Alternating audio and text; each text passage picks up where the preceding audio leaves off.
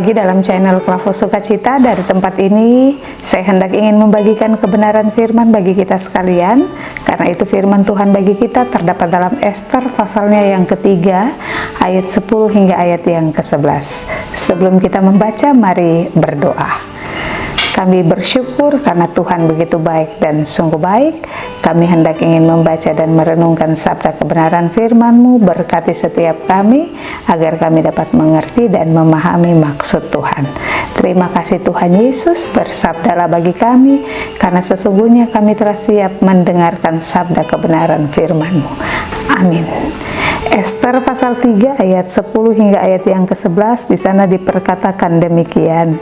Maka raja mencabut cincin meterainya dari jarinya, lalu diserahkannya kepada Haman bin Hamedata, orang Agag, seteru orang Yahudi itu. Kemudian titah raja kepada Haman, perak itu terserah kepadamu, juga bangsa itu untuk kau perlakukan seperti yang kupandang baik. Sampai demikian jauh pasal kebenaran firman Tuhan. Demikianlah sabda firman. Bapak Ibu saudara-saudari yang diberkati oleh Tuhan, kita ketahui bersama dari Ester pasal yang ketiga ayat 10 hingga ayat yang ke-11, di mana Bapak Ibu kita membaca bahwa Raja Ahasweros dia mau menyerahkan wewenang penuh kepada Haman, untuk Haman dia mau membinasakan bangsa Yahudi, atau Haman dia mau membinasakan orang Yahudi. Itu pada ayat yang ke-9. Tetapi pada ayat yang ke-11 dikatakan, maka raja mencabut cincin meterainya dari jarinya. Nah Bapak Ibu, cincin meterai ini dia adalah lambang sebuah wewenang mutlak dari seorang raja, bahwa apa yang dicapnya menjadi hukum yang tak dapat itu untuk dibatalkan. Maka tanpa meneliti kebenaran tuduhan Haman, raja dia mau menyerahkan wewenang itu beserta nasib seluruh bangsa Yahudi ke tangan orang yang penuh dengan kebencian. Ke tangan orang yang penuh dengan kebencian, bahwa Haman ini dia kan sakit hati Bapak Ibu yang diberkati Tuhan. Dia sakit hati bukan hanya kepada Mordekai, tetapi Haman juga mempunyai sebuah niat yang begitu licik, bahwa dia ingin membinasakan Mordekai. Tetapi bukan hanya seorang Mordekai, dia juga mau membinasakan bangsa Yahudi. Nah Bapak Ibu yang diberkati oleh Tuhan, karena itu dikategorikan dalam ayat yang ke-10 bahwa raja ini dia mau menyerahkan wewenang ini beserta nasib seluruh bangsa Yahudi ke tangan orang yang penuh kebencian.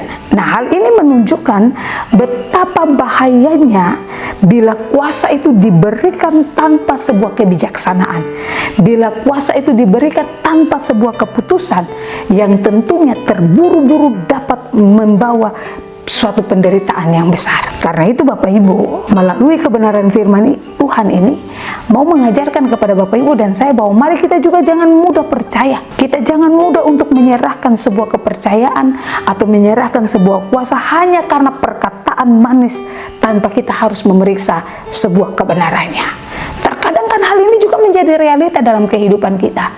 Kita hanya dapat mendengar tanpa kita harus melihat, tanpa kita harus mengecek, lalu kita mengambil sebuah keputusan.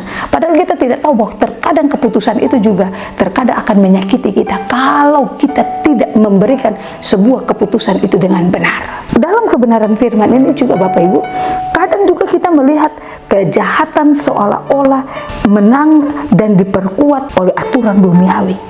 Namun kita akan melihat bahwa Allah dia tetap bekerja di balik setiap peristiwa. Allah dia tidak pernah meninggalkan kehidupan umat-umat kepunyaannya. Ini sama halnya Bapak Ibu. Walaupun Haman mempunyai sebuah rancangan yang jahat untuk Mordekai dan seluruh bangsa Yahudi. Namun Allah tidak pernah tinggal diam. Allah selalu bekerja di balik setiap layar kehidupan kita manusia. Ketika kita bersandar, ketika kita berharap kepada Tuhan, tidak ada yang mustahil bagi Tuhan Allah. Roma 8 ayat 31 dia katakan, kalau Allah ada di pihak kita, maka siapakah yang dapat mampu untuk melawan kita? Karena itu mari kita bangun hidup ini terus di dalam Tuhan. Ketika kita membangun hidup ini di dalam Tuhan, kita akan menjadi orang yang berhikmat. Karena dalam mengambil setiap keputusan, dalam mengambil sebuah kebijakan, Bapak Ibu yang diberkati Tuhan, kita akan tetap dituntun, kita akan tetap dipimpin. Karena apa? Kita mau tetap benar-benar hidup di dalam kasih Kristus itu, sehingga kasih itu yang akan memampukan kita, menguatkan kita untuk kita dapat menapaki hari-hari hidup yang akan kita jalani ke depannya. Bapak Ibu yang diberkati oleh Tuhan, lewat pembacaan firman Tuhan dari Ester pasal 3 ayat 10 hingga ayat yang ke-11 ini juga, mari kita mau gunakan setiap pengaruh dan kesempatan yang Allah berikan dengan hati yang tentunya takut akan Tuhan. Kesempatan yang Allah berikan, kita tidak menggunakannya berdasarkan untuk memuaskan keinginan atau dendam pribadi kita, karena di dalam Tuhan Dia adalah Allah yang penuh kasih. Pergunakanlah kesempatan ini selagi kita masih tetap diberkati oleh Tuhan, selagi kita tetap diberikan kekuatan oleh Tuhan, dimampukan oleh Tuhan untuk menjadi pribadi-pribadi yang selalu menjadi saluran berkat bagi banyak orang. Jangan pernah ada rasa sakit hati dalam hidupmu. Buang rasa dendam dari hidupmu. Sehingga apa? Sebagai seorang pelayan, sebagai seorang pemimpin, sebagai seorang pribadi yang tentunya dituntun, dipimpin oleh kuat kuasa Roh Allah yang kudus, kita akan cakap untuk menggunakan setiap pengaruh dan kesempatan yang Allah berikan dalam hidup dan kehidupan kita dengan takut akan Tuhan. Karena itu Bapak Ibu, keseluruhan ayat ini mau mengingatkan kehidupan Bapak Ibu dan saya bahwa keputusan duniawi seringkali didasarkan pada informasi sepihak, tetapi juga informasi yang boleh dikategorikan berdasarkan keegoisan kita, emosional kita. Namun perlu kita ingat bahwa kedaulatan Tuhan, Dia tidak pernah tertidur. Bahkan ketika situasi tampak berada di luar kendali kita, Allah turut bekerja untuk mendatangkan segala kebaikan dalam hidup dan kehidupan kita hari ini, esok, bahkan sampai Tuhan datang kembali. Tuhan berproses bersama-sama dengan kita. Karena itu, jadikan Tuhan sebagai sandaran hidupmu. Berserulah kepada Tuhan selama Tuhan dekat, dan teruslah mengandal Tuhan. Teruslah jadikan Tuhan sebagai dasar yang kokoh dalam sepanjang perjalanan hidupmu dan hidupku. Tuhan mempunyai firman, Dia memberkati kita. Mari kita berdoa. Dengan kepala yang tertunduk, kami berserah kepadamu Tuhan. Sebagai manusiawi, kami datang tersungkur di bawah kaki salib Tuhan. Kami mengaku Tuhan, seringkali juga sebagai pribadi lepas pribadi, ketika kami ada duduk dalam suatu kekuasaan, kami duduk dalam sebuah jabatan, terkadang kami mengandalkan, menggunakan kekuasaan kami, kekuatan kami untuk kami bertindak dalam sebuah keegoisan kami, emosional kami, yang tentunya akan mendapatkan jawaban yang pasti akan mematahkan semangat kami, yang pasti akan membuat kami ada dalam sebuah penyesalan. Namun belajar daripada hal ini Tuhan, nyatakan kasih dan kuasa-Mu.